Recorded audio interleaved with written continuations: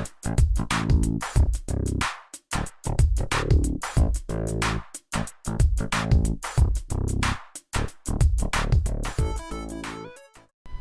assalamualaikum warahmatullahi wabarakatuh. Salam sejahtera buat kita semua. Oke, pada kesempatan hari ini kita akan membahas tentang sebuah rangkaian kontrol yang namanya Star Delta. Yang mana perlu diketahui bahwa rangkaian Star Delta ini digunakan untuk motor 3 pas. Jadi ada motor yang satu pas, ada 3 pas. Nah, biasanya untuk rangkaian kontrol Star Delta ini digunakan untuk yang 3 pas. Nah, itu kapasitasnya itu yang melebihi dari 5 HP. Nah, itu ya.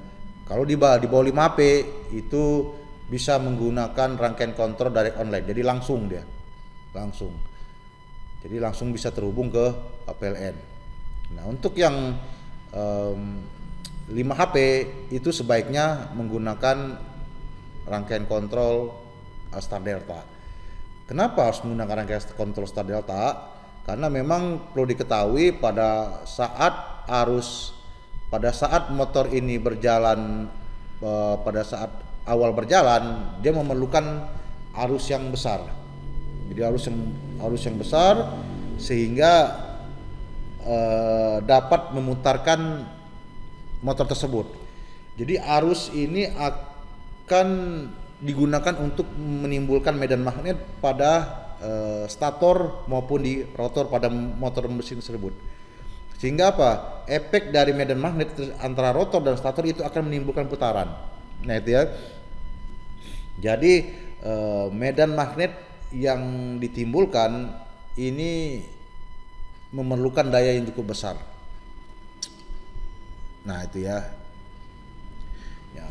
Kalau motor yang besar itu arus startingnya juga besar, sehingga apa? Itu akan dapat menyebabkan terjadinya hentakan yang cukup besar dan efeknya itu akan dapat menimbulkan kerusakan daripada motor tersebut. Itu yang pertama. Yang kedua, itu akan terjadi gangguan tegangan pada jaringan sistem jaringan yang terhubung ke motor tersebut. Nah, itu efek apabila arus starting ini tidak diatur jika kita menggunakan motor yang kapasitasnya besar. Nah, itu ya. Itu yang perlu dipahami. Terus cara kerja rangkaian kontrol Star Delta itu, jadi pada saat kita melakukan pengoperasian motor listrik itu dia akan terhubung ke start dulu. Dia akan terhubung ke start. Nah, itu ya. Yang mana arus start yang diperlukan itu hanya sepertiga daripada arus nominal motor listrik.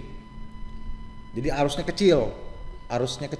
Arus yang diperlukan untuk memutarkan awal motor tersebut itu sepertiga dari arus nominalnya. Cuman di sini memang torsi yang dihasilkan juga kecil. Nah, itu ya. Nah, pada saat setelah beberapa detik motor tersebut kekumparan delta start. Nah, itu akan masuk ke kumparan delta. Di kumparan delta inilah motor dapat berjalan dengan normal. Jadi pada saat starting itu pelan, setelah berjalan agak normal dia akan berpindah ke rangkaian delta. Di rangkaian delta ini dia akan berputar secara normal. Dan arus konsumsi yang diperlukan untuk rangkaian delta itu juga 5/8. Jadi 58% dari arus nominal. Nah, ya, 58% dari arus nominal. Nah, itu. Jadi di rangkaian Star Delta ini komponen utamanya adalah dia memerlukan 3 buah kontaktor. Nanti akan kita bahas secara jelas itu cara kerja daripada rangkaian kontrol tersebut. Ada kontaktor utama, kontaktor delta, kontaktor star dan kontaktor delta. Nah itu ya, ada 3 blok kontaktor, udah ya. Nah itu pengenalan daripada rangkaian kontrol start delta. Nah itu biasanya banyak digunakan di industri-industri yang memerlukan mesin yang besar. Nah itu sebaiknya untuk starting itu menggunakan rangkaian delta. Memang banyak sih rangkaian starting itu bisa direct online, start delta, atau bisa menggunakan yang lebih canggih lagi VSD atau stock starter. Nah itu banyak. Cuman kan kita bahas satu persatu untuk rangkaian berikutnya. Oke, itu saja yang dapat saya sampaikan. Wabillahi taufik wal hidayah. Assalamualaikum warahmatullahi wabarakatuh.